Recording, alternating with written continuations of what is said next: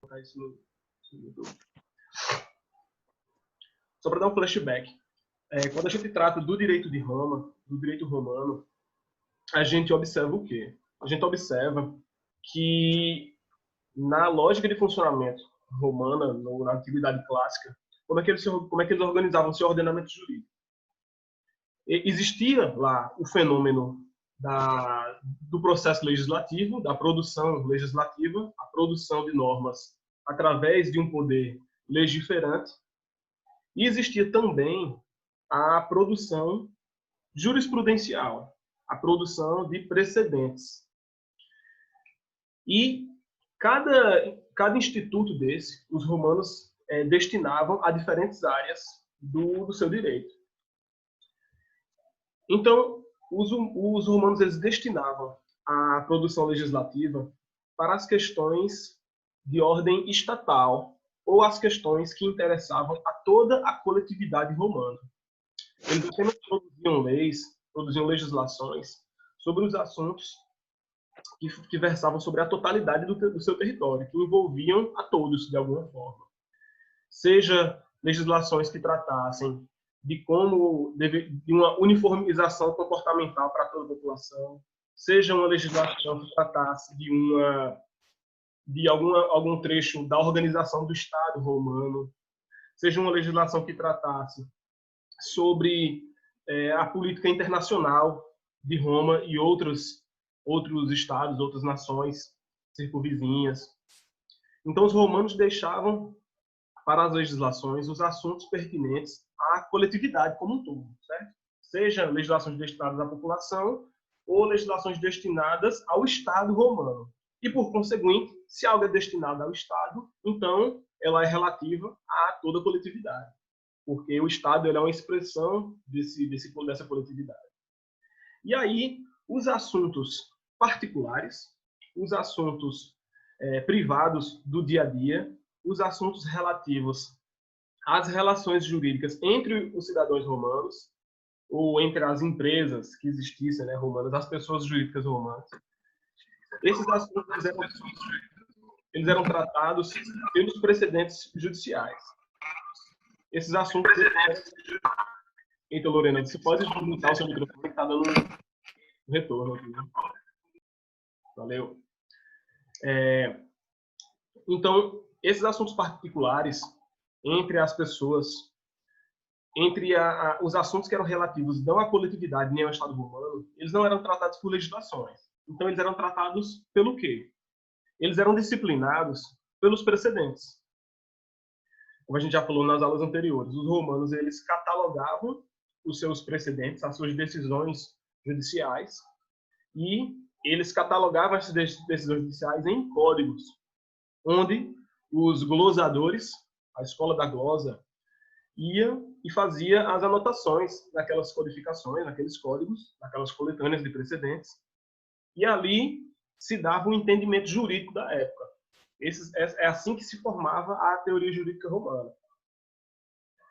Se pegavam essas codificações, esses códigos, e os glosadores faziam as explicações ou as elaborações, os aportes teóricos nas bordas, literalmente, das páginas daqueles códigos, e ali se estabelecia o funcionamento do direito dentro desses precedentes que tratavam dos casos particulares. Então, olha só, a gente consegue notar aqui uma lógica, duas lógicas. A gente vai ver aqui uma forma do ordenamento jurídico tratar os assuntos coletivos e uma forma do ordenamento jurídico tratar os assuntos particulares. Essa é a gênese, ou a essência, daquilo que nós viríamos a chamar de direito público e direito privado. Os romanos, então, eles davam esse tratamento. Eles pegavam as suas legislações e utilizavam para os assuntos que eles consideravam públicos, enquanto que os precedentes tratavam dos assuntos que eles consideravam privados. Essa estrutura de pensamento romano, ela funda esse entendimento acadêmico de que o direito ele é dividido em dois grandes campos, público e privado. Quem tiver com um caderno aí para É interessante anotar para conseguir, enfim, acompanhar por alguma escrita.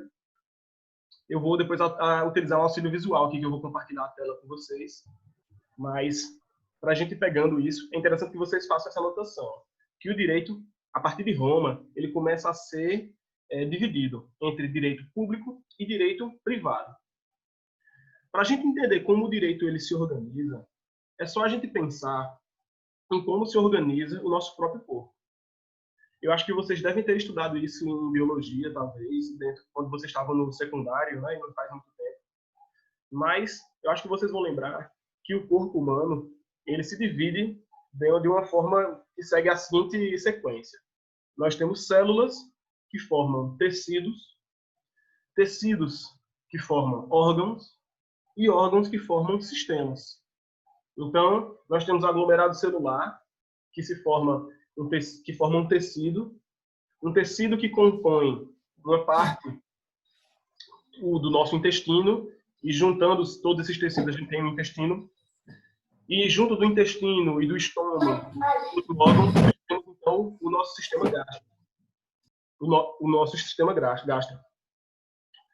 O direito, ele se organiza de uma forma similar ao nosso corpo.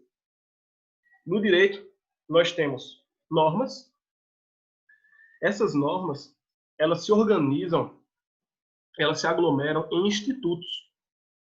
As normas que têm um assunto afim, que têm uma afinidade de conteúdo, elas vão formando um instituto. E a soma desses institutos resulta em um ramo do direito. Então, se a gente pega aqui uma norma que trata sobre separação de bens, depois nós temos outra norma que fala sobre sucessão, outra norma que fala sobre casamento. Então, todas essas normas, muito embora tratem de coisas diferentes, elas tratam de forma elas têm uma afinidade de assunto. Então, na hora que a gente pega aqui sucessão, separação de bens, casamento, que a gente junta essas normas, nós temos um instituto do direito de família. E aí, quando a gente pega o Instituto do Direito de Família, o Instituto do Direito da Propriedade, das obrigações, dos contratos, certo? Cada um desses institutos é formado por outro aglomerado de normas. E aí nós pegamos a soma desses institutos e aí nós temos o direito civil. E aí quando a gente pega o direito civil com o direito empresarial, com o direito internacional privado, nós temos o ramo do direito, os ramos do direito privado. Ao passo que em outro ponto nós teríamos a aglutinação de outros institutos, de outras normas que formariam outros institutos, que formariam os ramos do direito público. Então o direito ele se organiza dessa forma. A gente vai do pequeno para o grande, de acordo e obedecendo a uma coesão, uma confluência de assuntos. Se a gente está tratando aqui de matérias que elas têm uma afinidade de conteúdo, elas são organizadas de uma forma, elas vão sendo aglutinadas em um mesmo instituto. E esse instituto vai se organizando a institutos similares para formar um ramo do direito. Pois bem, academicamente, a gente faz essa divisão, então, de que existem os ramos do direito público e os ramos do direito privado. Aí você pode perguntar, professor, qual é a importância disso, da gente memorizar essas questões? Qual é a importância e qual é a implicação prática da divisão dos ramos do direito público e dos ramos do direito privado? Galera, a implicação prática, ela é nenhuma. Nenhuma. Caso vocês optem por advogar ou seguir uma linha de carreira dentro da litigância jurídica, vocês nunca vão ter que utilizar isso em uma petição. Vocês nunca vão utilizar isso em um processo. Isso aqui é um instituto do direito que pertence ao ramo do direito público. Isso aqui é ao ramo do direito privado. Essa diferença ela nunca vai existir para vocês. Ela não se dá na prática. Ela é uma divisão meramente acadêmica, certo? Ela se encerra dentro da academia. Ela se encerra dentro da teoria. E ela existe para que a gente possa estratificar, separar os estudos do direito E aí, estudá-lo de uma forma mais prática, mais pragmática, quando a gente consegue organizar o direito em assuntos que são similares e separando-os de assuntos que são diferentes. Então, o direito, ele academicamente é concebido da seguinte maneira: o direito ele pode ser inicialmente, o direito ele é concebido como sendo de direito público e direito privado. O que quer dizer isso? Aqui no P1 vocês estão estudando apenas uma disciplina específica, que é a Introdução e Teoria Geral do Direito, que é esta disciplina que a gente está lidando agora. As outras disciplinas que vocês estão estudando, né, são as chamadas cadeiras propedêuticas. Filosofia só no segundo período, né, mas é economia, sociologia, cadeiras que são afins, né, para a gente que é de ciência social aplicada. Mas elas não são específicas de direito. Mas, a partir do semestre que vem, vocês vão começar a ver a parte interessante de verdade. Vocês vão começar a estudar civil, vocês vão começar a estudar direito penal, vocês vão começar a estudar direito constitucional. Posteriormente a isso, vocês vão estudar direito administrativo, vocês vão estudar o direito empresarial, o direito tributário, o direito trabalhista. Vocês vão estudar uma pá de direito. Direito internacional. Cada disciplina dessa, direito penal, direito internacional, direito eleitoral, tudo isso aqui que eu estou falando são um ramo do direito. Certo? Nós temos aqui, mais uma vez, normas que tratam de fatos singulares. Essas normas elas se organizam, assim como o tecido se organiza em um órgão, nós temos normas que se organizam em um instituto.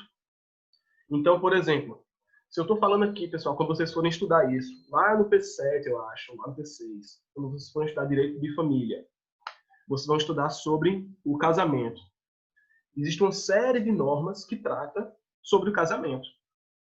Vocês terão normas, vocês vão ter artigos dentro do Código Civil que tratam de como se celebra o casamento, das modalidades de celebração do casamento, onde se celebra o casamento, como os prazos, o que é necessário para os nubentes, isto é, as pessoas que vão casar, poderem celebrar um casamento. Então, são vários artigos, várias normas específicas que tratam desses fatos específicos. Mas todos eles não estão tratando, no fim, no frigir dos ovos, sobre casamento.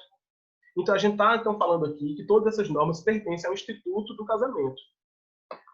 Então, a gente tem o casamento, a gente tem depois a separação de bens, nós temos as normas que tratam sobre contratos, as normas que tratam sobre responsabilidade civil, a gente vai fazer um exemplo sobre isso mais à frente. Então, nós temos todos esses institutos que tratam de assuntos cíveis. Por isso que esses institutos, em sua soma, correspondem ao que a gente chama do ramo do direito civil.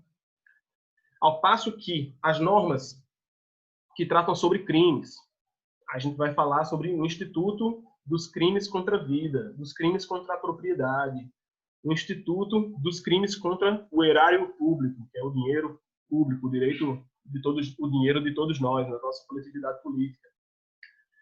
Depois você vai ter uns institutos que tratam sobre regime de penas, regime de prisão. E tudo isso junto vai resultar em quê? No ramo do direito penal, que é uma coisa que vocês vão começar a tratar semestre que vem.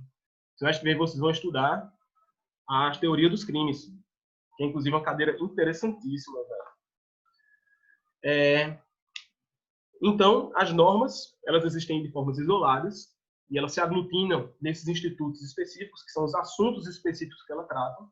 E esses assuntos específicos, eles resultam no ramo do direito correspondente a elas. Então, a gente tem o direito civil, nós temos o direito penal, nós temos o direito constitucional, o direito eleitoral, nós temos o direito trabalhista. Nós temos tantos direitos quanto nós temos de tipos de relação jurídica na nossa vida. Então, na hora que você trata com um assunto como, por exemplo, compra e venda, a última vez que vocês realizaram compra e uma venda de alguma coisa, seja na internet, seja um combustível que vocês compraram para o carro de vocês, caso vocês dirijam. Tudo isso é disciplinado pelo nosso Código Civil. Essa é uma relação jurídica civil, uma relação jurídica civil. Ao passo que, quando você estiver interagindo com, por exemplo, caso algum de vocês tenha um vínculo trabalhista, por exemplo, então, a relação que existe entre vocês e o seu empregador não é mais uma relação civil, não é uma relação como essa relação de compra e venda que eu acabei de mencionar. Ela é uma relação trabalhista entre você e o seu empregador. E essa relação será disciplinada por outro ramo do direito, que não o civil. A gente está falando aqui do ramo do direito trabalhista. Isso é uma obviedade, vocês sabem disso. Quando você está assistindo televisão e vocês veem um crime sendo cometido, então você diz, isso aí é um assunto do ramo do direito penal. Se a gente está falando aqui sobre a reparação de um dano, então a gente está tratando do ramo do direito civil. Se a gente está falando sobre uma questão empresarial, é o ramo do direito empresarial. E por aí vai. Nós temos nossas relações jurídicas são divididas dessa forma. E aí, todos esses direitos que eu falei para vocês, civil, empresarial, penal, constitucional, tributário, trabalhista, ambiental, do consumidor, todos esses ramos do direito, eles vão ser divididos nesses outros grandes blocos, que nós vamos chamar de direito público ou direito privado. E eu estou fazendo essa explicação de como se dá esse encadeamento para vocês conceberem que eles são organizados dessa forma apenas por uma questão de organização, apenas por uma questão de organização acadêmica, para que a gente possa tratá-los com a afinidade necessária. Então, nós teremos ramos do direito que têm mais afinidade com uns do que com outros. E é isso que vai determinar onde eles são blocados. No grande bloco dos ramos do direito público ou dos ramos do direito privado, ou ainda nos ramos do direito difuso, que é o terceiro direito que surge posteriormente. Então, estou dando essa introdução para vocês conceberem isso. A gente tem as normas que se organizam em institutos, os institutos que se organizam em ramo do direito, e os ramos do direito são, então, uniformizados nesses outros grandes blocos. Massa. E como é que, então, se dá essa organização? É só a gente lembrar de como se dava o entendimento de Roma, galera. Em Roma, eles diziam, a gente vai tratar da seguinte maneira essas questões que são de interesse de toda a coletividade, que são normas para todas as pessoas ou da organização estatal. E a gente vai tratar de outra forma essas relações aqui que são apenas entre particulares. Então, para além de Roma, quando o nosso direito ele se desenvolve e a gente passa por aquelas divisões que a gente estudou quando nós estudamos Civil Law e Common Law, quando o nosso direito se organiza na forma como ele se encontra hoje, certo? E como é que o direito se encontra hoje? Eu utilizei Roma quando eu falo que eles utilizavam legislações para um canto e precedentes para outro. Mas vocês sabem que o nosso direito atualmente não se organiza dessa forma. O nosso direito, que é o direito romano-germânico, ou o direito do Civil Law, o direito da Europa continental, nós temos como a fonte primordial do nosso direito a lei, para tudo, certo? Então não é como os romanos, que tinham lei para uma coisa e precedente para outra. Não. Aqui, no Brasil, nós temos legislações para tudo. E auxiliando as legislações, nós temos as jurisprudências, que são a interpretação do judiciário sobre aquelas legislações dadas pelo Poder Legislativo, né, contribuindo para aquilo que a gente já tratou, que é a construção do direito. O direito ele é uma edificação. Ele nasce da lei e ele se edifica continuadamente através da interpretação dada pelo judiciário sobre aquela legislação. Então, massa. Então, dentro desse entendimento atual que nós temos, nós concebemos que existem ramos do direito que são para a coletividade e existem ramos do direito que tratam dos assuntos particulares. Então, a gente vai utilizar apenas dessa questão de Roma a lógica de pensamento deles sobre a destinação do ordenamento jurídico, certo? Esqueçam, nesse momento, essa parte de um é legislativo e o outro usa precedentes. Não. Tudo tem legislativo e tudo tem os precedentes através da jurisprudência. Mas a gente vai resgatar a lógica deles de diferenciar o direito que vai para o todo e o direito que é destinado aos particulares. Então, olha só. Será que está todo mundo online aqui? Se eu conseguir constranger alguém, será que a galera responde? Por exemplo, José Guilherme, você está aí? Será que eu estou sozinho nessa sala, velho? Tô. Faça isso comigo não, que eu já tive um susto. Fica aí online, meu irmão. Deixa eu ver Tá outra bom. pessoa. Lorena Souza, você se encontra? Sim. Massa. Então me responda uma coisa, velho. José Guilherme. Você namora, José Guilherme? Não. Não. Você pretende casar um dia? Talvez. Talvez. Vamos entender que sim. Olha só. José Guilherme, velho. Se você casar com uma pessoa, certo? Esse casamento, ele vai ter algum impacto social? Não. Por quê? Porque é particular. Porque é particular. Pode crer.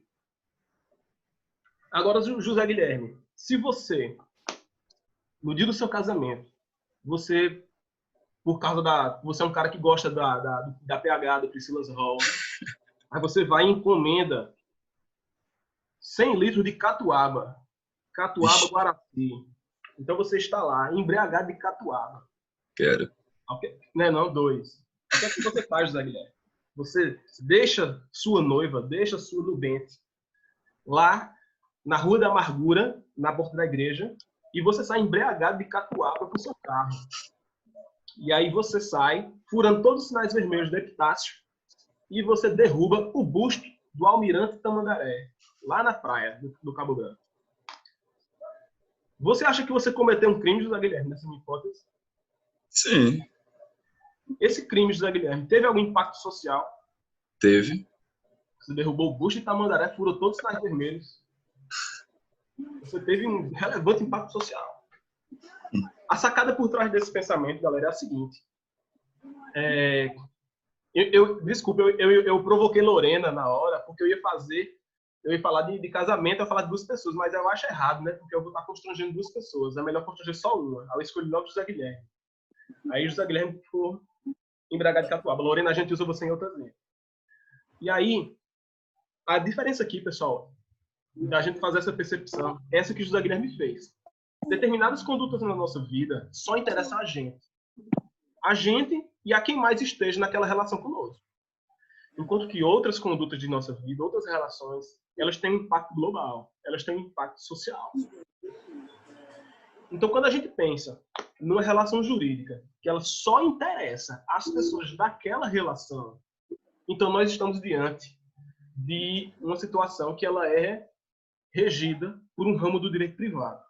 Enquanto que, quando nós falamos de uma relação jurídica que interessa a toda a coletividade, nós então estamos falando de uma relação jurídica que ela é regulada por um ramo do direito público. Então, se eu vou, e José Guilherme, por exemplo, continua no exemplo dele, porque ele continua embriagado de catuaba.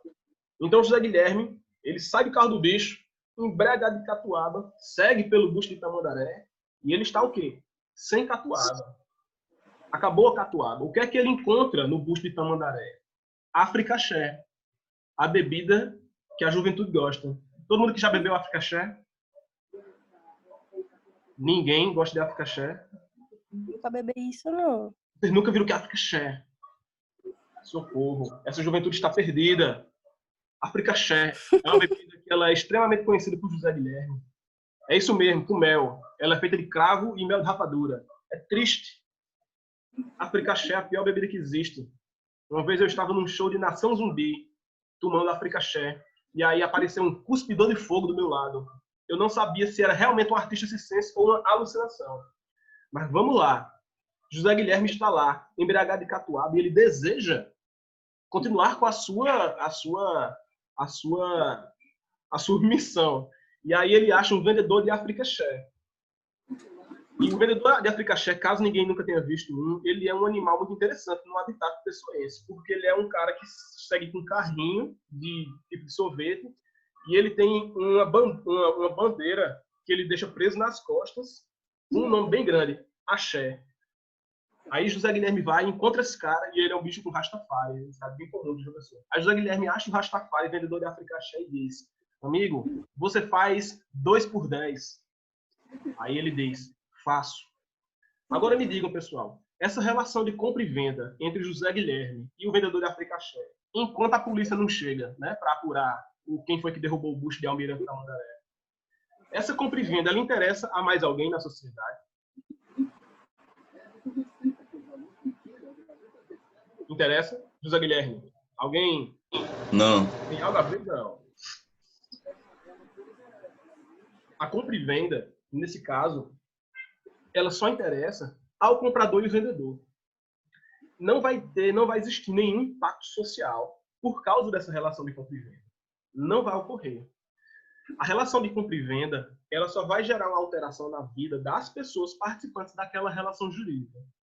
E aí é interessante a gente dar uma relembrada na nossa definição de relação jurídica, galera, que a gente vai utilizar mais à frente ainda dentro dessa nossa disciplina.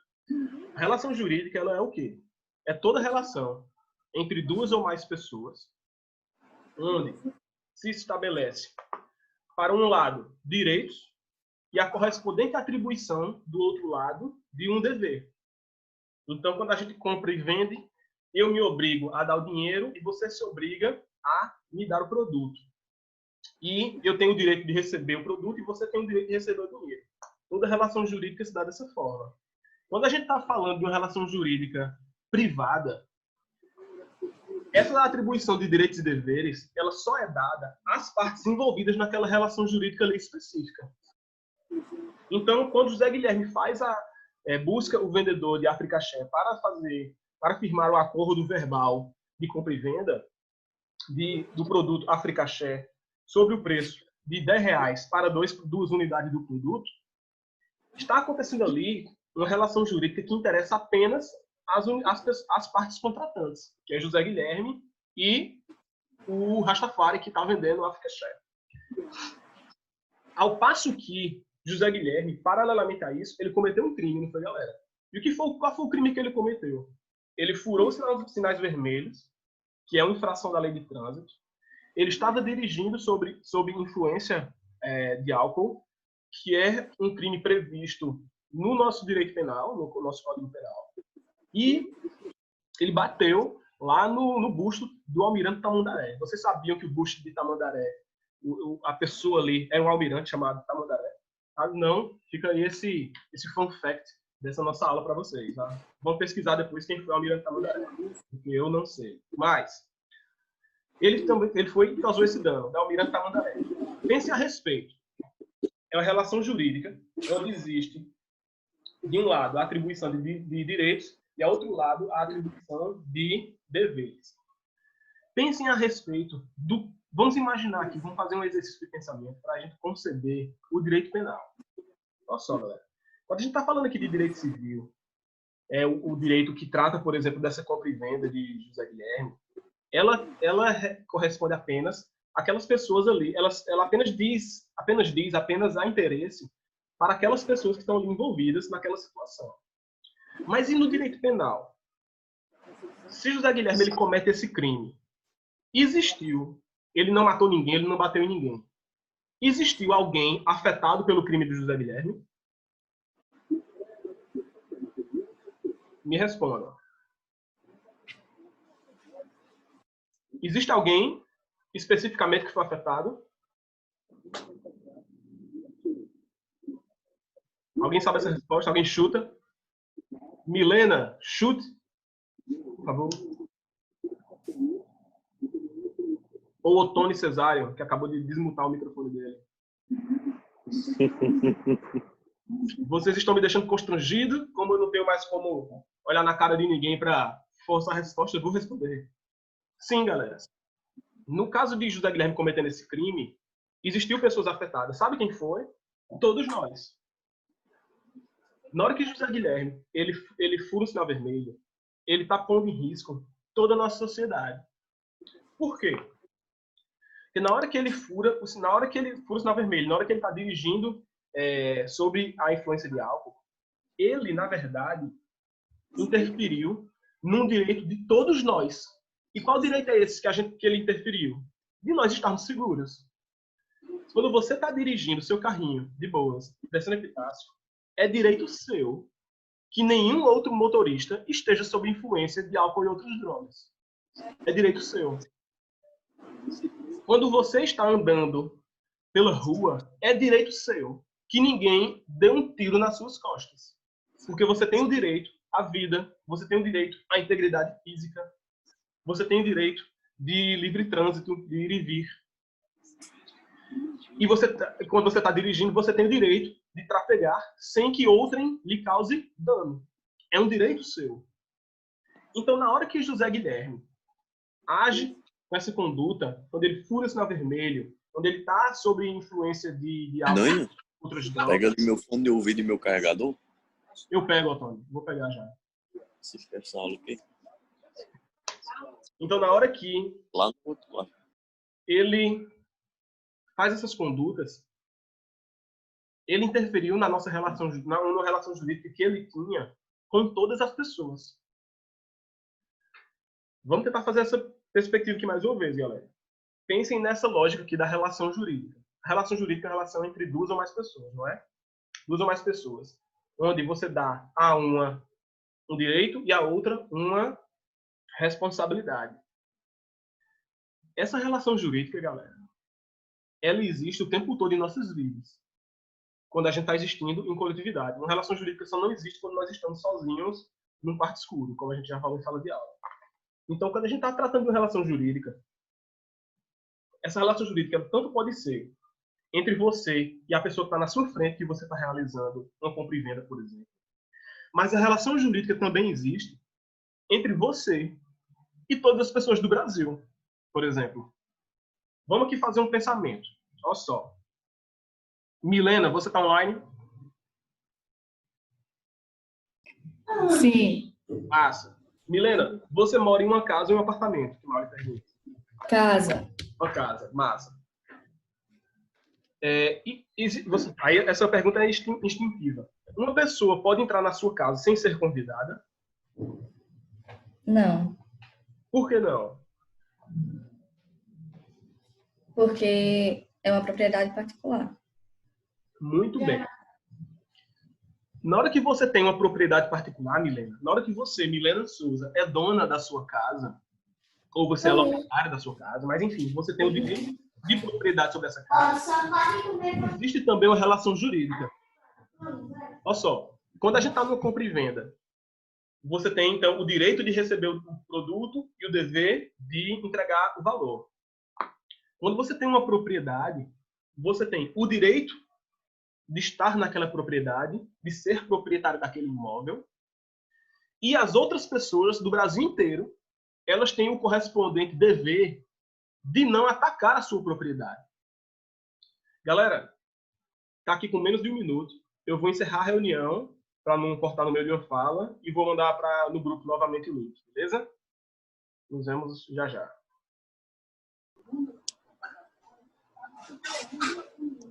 Então, galera, voltando. Assim como quando você está fazendo uma compra e uma venda, a gente está tendo uma relação jurídica, que é só entre essas duas pessoas, o vendedor e o comprador. Vamos então entender a relação jurídica que existe quando a gente é proprietário de uma coisa. Então, por exemplo, a Milena Souza, ela não está vendendo e comprando a casa dela, ela é apenas dona da casa dela. Mas ela sendo dona da casa dela, estabelece uma relação jurídica entre ela e todas as pessoas do Brasil. Por quê? Na hora que ela é proprietária do imóvel onde ela vive, isso significa, sabe o quê? Todas as outras pessoas do Brasil não são proprietárias desse imóvel. Então, assim como na compra e venda, a relação jurídica ela resulta em uma atribuição de um direito e um dever, eu pago e você me dá o produto. Milena, acontece a mesma coisa quando ela é proprietária de um imóvel. A relação jurídica que se estabelece entre ela e todo o restante das pessoas do Brasil, Milena ela tem o direito de ser proprietária do seu imóvel e todas as pessoas elas têm o dever de respeitar essa propriedade de Milena. Elas têm o dever de não invadir a casa de Milena, elas têm o dever de não pintar o muro da casa de Milena sem ela saber, sem ela aquecer. Então, toda essa relação jurídica ela se estabelece entre Milena e toda essa coletividade. Mas vamos lá. A gente está tratando aqui sobre as relações jurídicas e como elas correspondem a ramos do direito público ou ramos do direito privado. As relações do que a gente chama do direito civil, do ramo do direito, o ramo do direito chamado direito civil, eles estabelecem relações que envolvem aquelas pessoas particulares. Elas não dizem respeito ao todo social. Na hora que quem é que foi usado no exemplo? Não lembro agora. José Guilherme. Na hora que José Guilherme ele realiza as vendas dele, não existe nenhum impacto social quando realizado por aquela atitude. Ele não muda a sociedade ao redor dele. A compra e a venda realizada através da provocação do José Guilherme, ela apenas diz respeito às pessoas envolvidas naquela relação jurídica ali, que é a compra e venda. Assim como Milena, na hora que ela é proprietária da sua casa, a gente está falando apenas de uma relação jurídica que não modifica nada na sociedade. Diz respeito a Milena e diz respeito às pessoas, mas apenas fala sobre as pessoas envolvidas naquela relação de propriedade. Mas olha só, se alguém invade a casa de Milena, invade a casa dela, vocês acham que isso é uma afronta ao ramo do direito civil ou penal?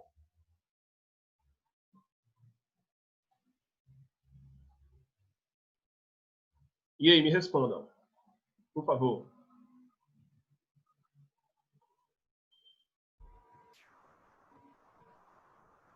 Invadir a casa de alguém, galera. Vocês acham que é um crime?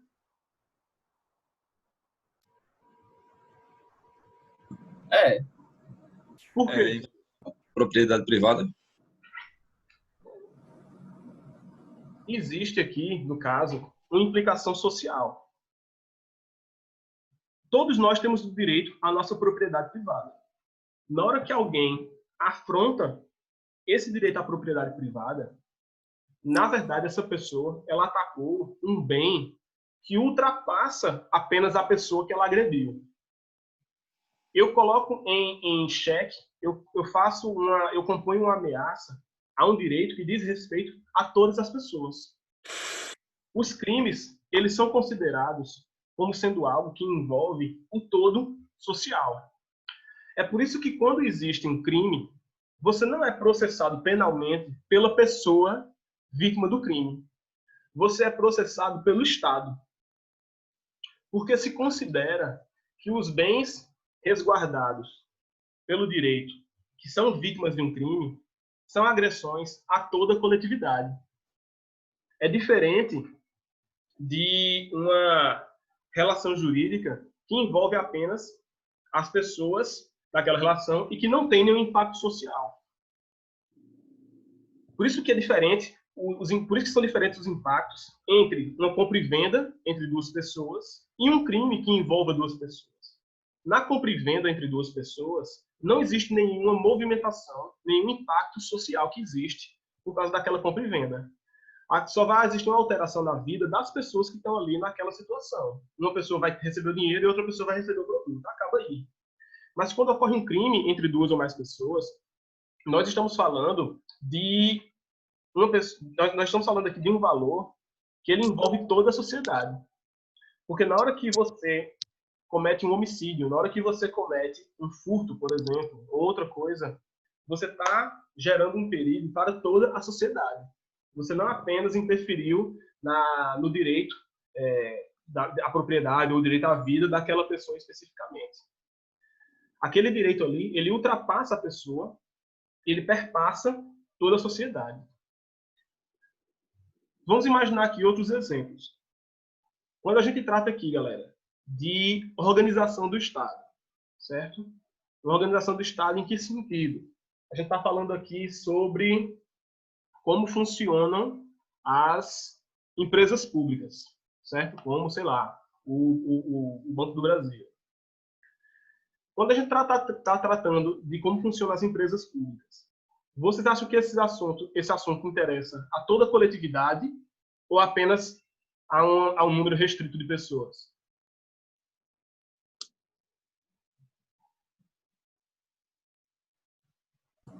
a coletividade. Exatamente. ele representa toda a coletividade. Porque a gente está tratando aqui de uma empresa pública. E uma empresa pública, ela já tem um nome, público. Se ela é uma empresa pública, ela em tese, né, pelo menos teoricamente, ela de certa forma pertence a toda a coletividade, porque tudo aquilo que é do Estado é da coletividade. Agora, se a gente está tratando aqui sobre a venda de uma empresa privada, de uma, por exemplo, sei lá, uma loja que é aqui perto da minha casa, a Popótamos, a casa de festa. Popótamos vai vender, a empresa Popótamos, ela vai ser vendida para o Shopping Manaíra. Essa compra e essa venda, ela tem um impacto social, ela interessa a mais alguém, fora o dono do Popótamos e o dono do Manaíra Shopping? Não. Não. Então, a gente São tratou interesses particulares, né? como particulares.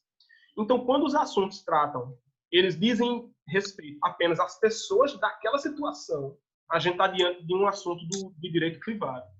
Quando a gente está tratando aqui de um assunto que seja de interesse da coletividade, seja a coletividade da população ou a coletividade através da nossa interpretação do Estado, então a gente está diante de uma questão que é tratada pelo direito público. Agora, essa divisão de direito público e privado, ela nem sempre foi assim, galera. Por um momento na nossa história, se considerou que todo o direito era público. É o que a gente chama de corrente monista. Monista de mono, que quer dizer um. A corrente monista dizia o seguinte: não, todo direito é público. Por que todo direito é público? Porque o direito, ele vem do Estado. Se ele vem do Estado, então todas as normas geradas pelo direito, elas são eminentemente públicas, porque é interesse da coletividade através da manifestação do poder estatal. Então ela é pública.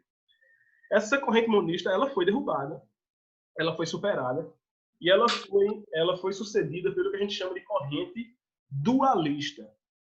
Dualista, que tem o radical dual, que significa dois. E é sobre essa corrente que a gente tem falado até agora. É a corrente que considera que o direito ele se divide em dois grandes blocos: o direito público e o direito privado.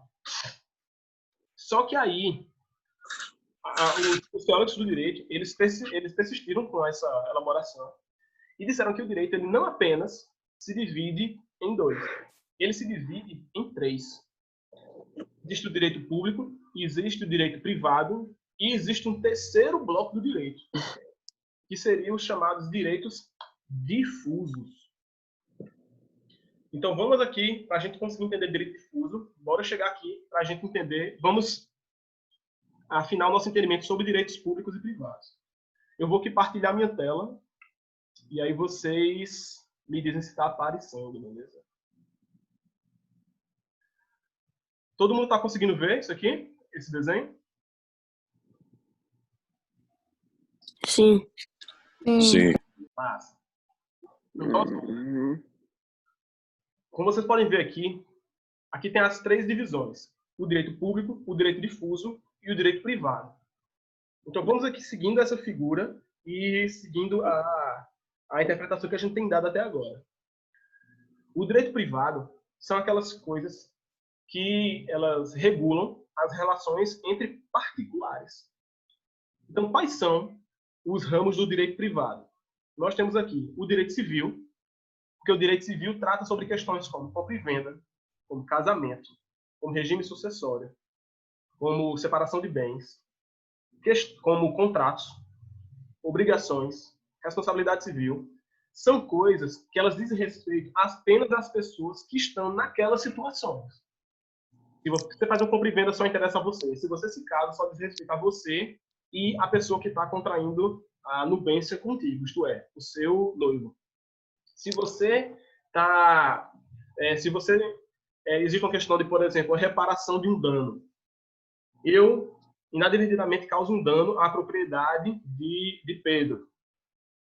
Eu vou ter que dar alguma reparação a José Guilherme? Não. Eu vou dar uma reparação apenas a Pedro. Se eu devo uma reparação a Pedro, outra pessoa pode pedir reparação de mim? Não. Só Pedro tem o direito de pedir reparação de mim. Então, a gente está tratando aqui de assuntos que dizem respeito apenas aos particulares existentes naquelas situações. Então, nós temos o direito civil. Nós temos também o direito comercial e empresarial. Então, os assuntos concernentes a empresas privadas, como que a gente falou agora, o Hipopótamos e o Manaíra Shopping. As questões empresariais relativas a essas empresas dizem respeito apenas a elas. Se o Shopping Manaíra, digamos, ele tem um dono único, que é o Roberto Santiago, e aí o Roberto Santiago ele quer dividir o quadro societário, né, a sociedade dona do shopping, para os filhos e para uns acionistas, etc. Essas alterações empresariais que ele queira, porventura, fazer, dizem respeito apenas a eles, aos particulares daquela situação. Por isso, a gente considera que o direito comercial ou empresarial também é um ramo do direito privado. A gente também, que a gente chama de o direito internacional privado. Porque imagine que... O que é direito internacional, galera? É o direito existente entre países, entre nações. Então, o direito internacional privado seria o quê? O Brasil quer fazer uma negociação com a Argentina. Isso vai obedecer ritos do direito internacional, massa. Mas diz respeito ao Chile, diz respeito à Venezuela, diz respeito à Bolívia? Não, diz respeito a Brasil e a Argentina. Então, Brasil e Argentina estão, mesmo que no âmbito internacional, mesmo que representando a coletividade brasileira, mas eles, enquanto países, estão reagindo enquanto particulares, como se fossem particulares. Então, a gente considera que o direito internacional privado ele é um ramo do direito, considerado um ramo do direito privado. O outro espectro a gente tem o direito público. Vamos aqui notar que eles são ramos do direito que eles interferem em toda a nossa coletividade. Então, olha só, nós temos aqui o direito constitucional. O que é o direito constitucional? É aquilo que rege a nossa Constituição Federal. É a organização do Estado, é como se dá a organização dos três poderes. Isso diz respeito, a gente pode ver que de forma instintiva a gente responde que isso diz respeito a todas as pessoas do Brasil. Não diz? O direito constitucional diz respeito a todos os brasileiros. Inclusive, a nossa cidadania ela está tratada dentro da Constituição. Então, a Constituição Federal, ou o direito constitucional, que é o estudo da Constituição Federal, ela, por ser um assunto que ela é relativo a toda a nossa coletividade, é considerado um ramo do direito público. Vamos ver aqui a definição que é dada por esse programa. Refere-se ao conjunto de todas as normas jurídicas de natureza pública. Isto compreende tanto as normas que regulam a relação entre o particular e o Estado, as normas que regulam as atividades, as funções e organizações de poderes do Estado e os seus servidores. Então, aqui a gente está tratando de todas as coisas que são interesse de toda a coletividade. E é interessante a gente utilizar a seguinte expressão, é a coletividade indeterminada. E a gente vai chegar o porquê dessa fala indeterminada mais à frente. Então, nós temos o direito constitucional, que trata da Constituição. Nós temos o direito administrativo, que trata da administração pública. Então, o direito administrativo de como se organiza a nossa administração pública, como se organiza a União, Estados, municípios, Distrito Federal, como se organiza o Ministério Público, como se organiza as empresas públicas, as autarquias.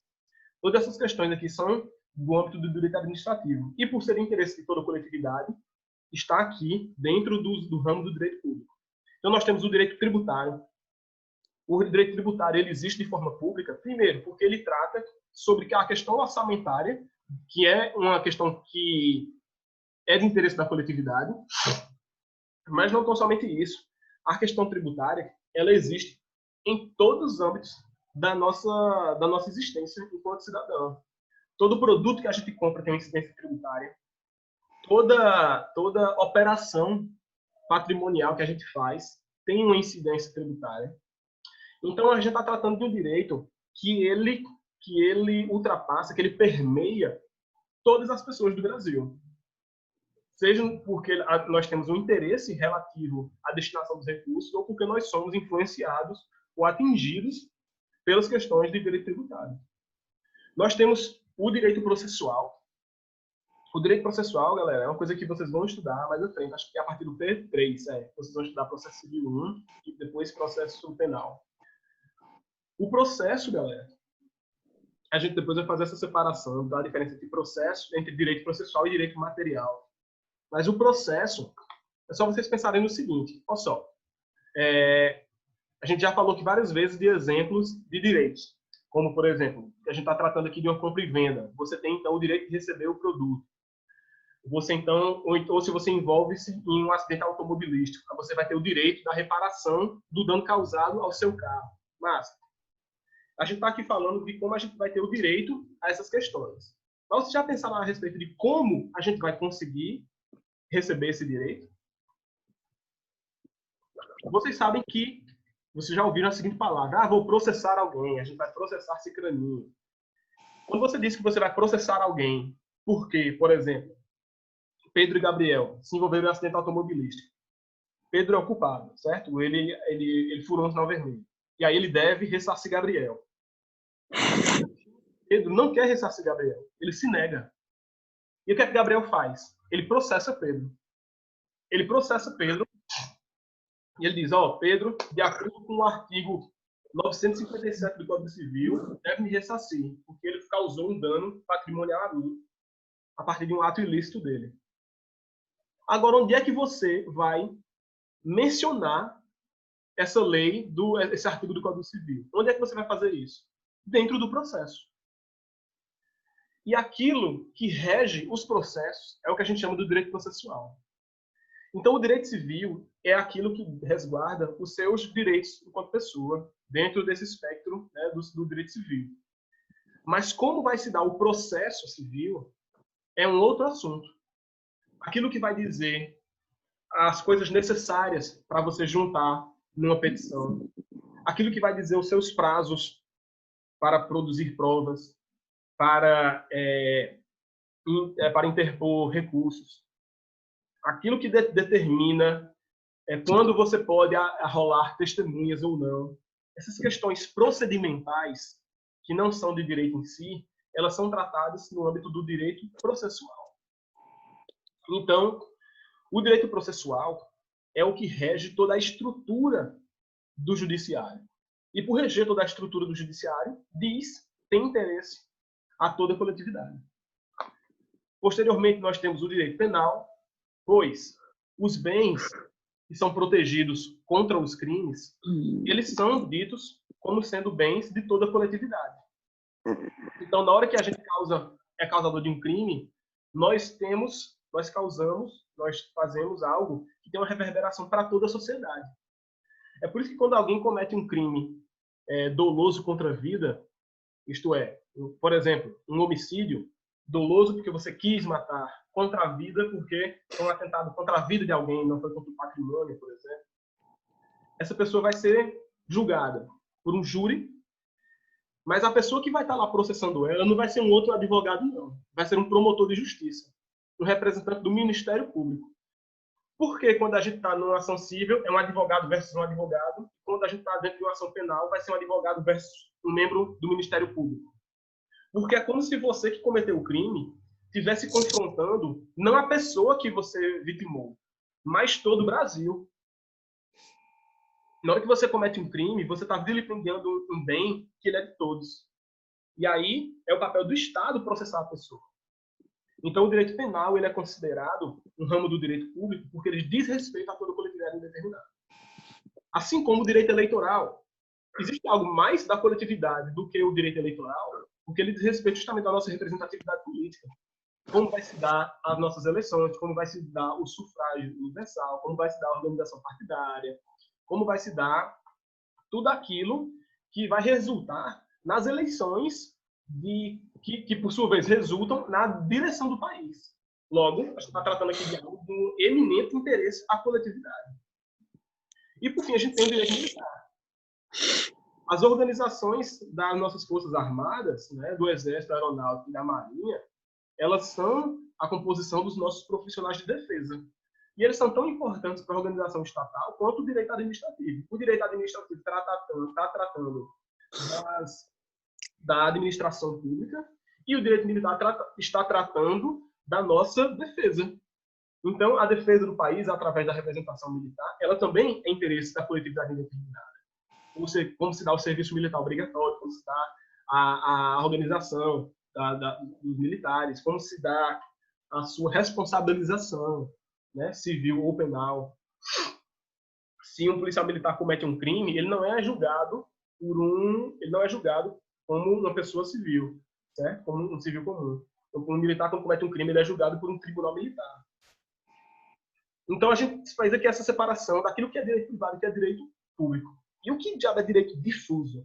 Olha só, Na verdade, e sim, tem o direito internacional público, que ele é um direito público. Por quê? Porque a gente está falando aqui, então, da coletividade de países. Então, se a gente está tratando aqui do Pacto de São José da Costa Rica, né, que fala aqui de existem dezenas de países signatários. Então, não é apenas uma questão privada, uma negociação entre dois países. A gente está tratando da coletividade dos países. Quando a ONU faz uma tratativa, quando a OMS está fazendo uma tratativa, fazendo a gestão dessa pandemia que a gente vivencia, nós estamos aqui falando de uma questão de direito internacional público, porque diz respeito à coletividade mundial, né, às coletividades das nações. E aí a gente vai chegar ao mais complexo, que é o direito difuso. Mas ele não é tão complexo. Ele não é tão complexo porque é só a gente pensar na seguinte expressão. Eu pedi para vocês memorizarem, quando eu falei agora sobre pedi para vocês falarem sobre pensarem na expressão coletividade indeterminada. Deixa eu ver. Alguém aqui se propõe a chutar o que seria uma coletividade indeterminada? Uma classe social? Mas aí teria uma determinação, né? Se você está dizendo que é uma classe, acho que você está determinando. Refere-se a todos indeterminadamente. Tipo, Muito bem, a todos indeterminadamente. Quando a gente está falando de um acordo de direito público, galera, nós estamos falando a todas as pessoas que existem no Brasil. O direito público, ele é para a coletividade indeterminada. É para todas as pessoas, sem determinação, sem nenhuma pormenorização. É a coletividade indeterminada. São todos. Os direitos difusos, eles são dados, eles regem as relações jurídicas existentes para a coletividade determinada. O que caramba é uma coletividade determinada? O colega, acho que foi o Pedro, foi o Gabriel, não sei, falou, uma classe social. Bem, ele acabou de dar um exemplo de uma determinação de uma coletividade. Por exemplo, se eu for falar aqui dos professores, massa? Se eu falo de professores, né, que é a minha profissão. Isso aqui é uma hipótese, certo? Eu estou inventando. Imagine que existisse uma legislação, certo? Para professores, apenas isso. Uma lei para docentes, especificamente. Um ramo do direito dos professores, apenas dos professores. Diferente do direito civil, diferente do direito empresarial, diferente do direito do consumidor, beleza? É o direito dos professores. Vocês têm como auferir um número de pessoas que eu estou falando?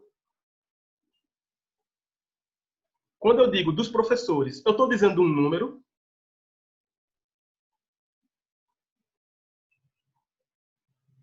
não. Não. Mas eu estou falando para todas as pessoas do Brasil? Não, você está determinando uma área. Exatamente. Então, os direitos difusos, eles seguem esse mesmo raciocínio.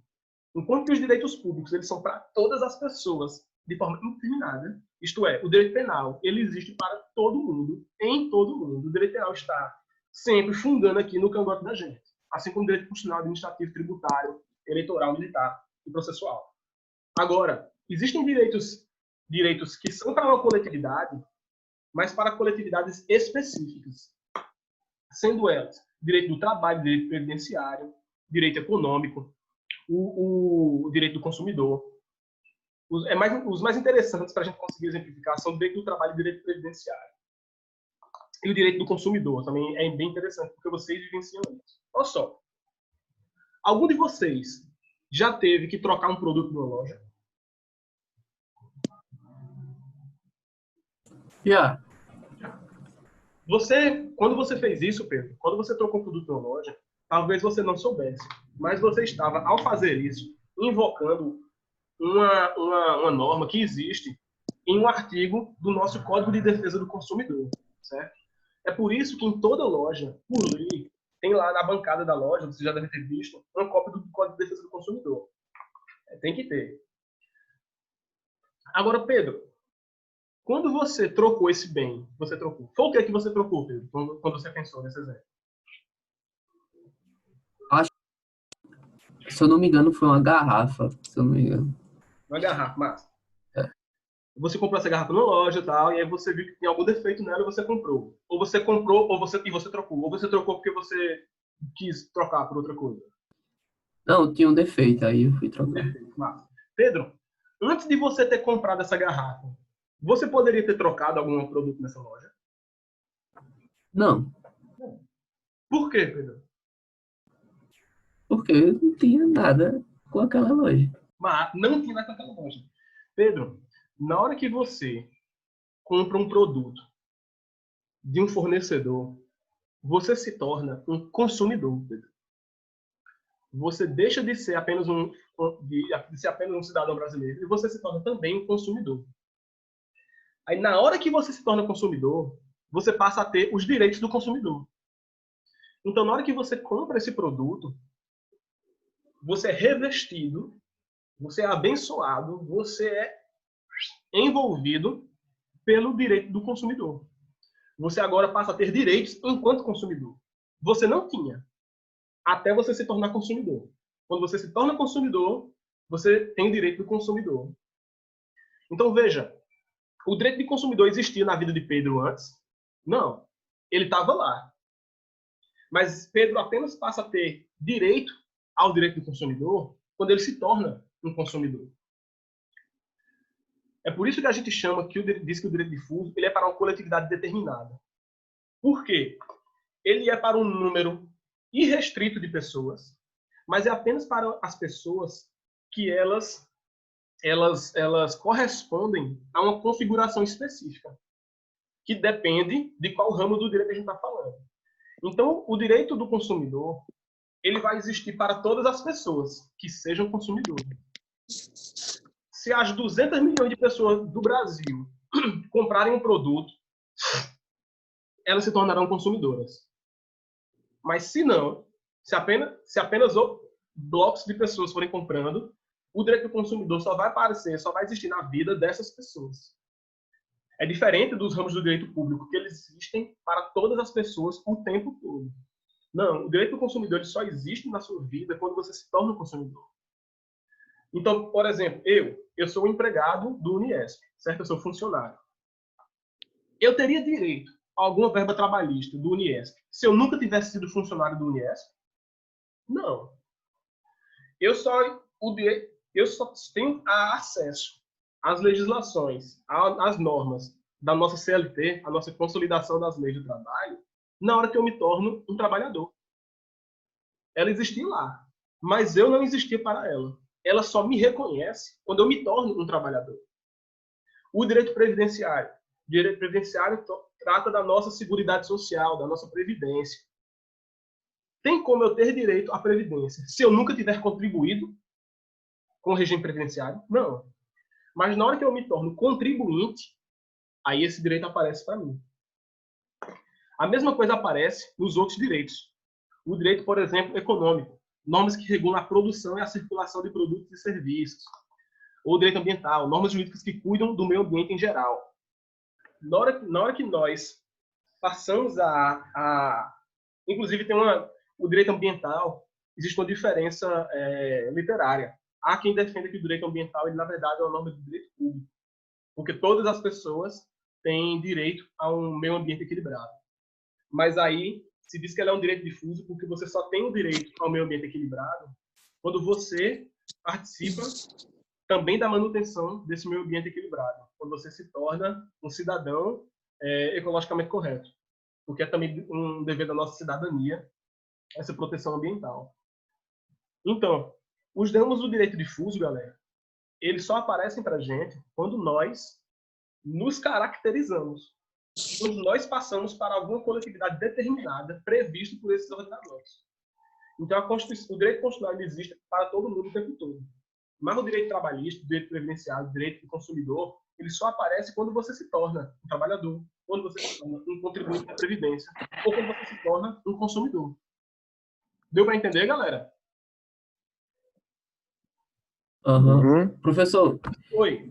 mas tipo assim, por exemplo, o ECA é dedicada a uma classe, vamos dizer assim, de crianças e adolescentes. Ele é um um direito difuso, Seria, sim, também.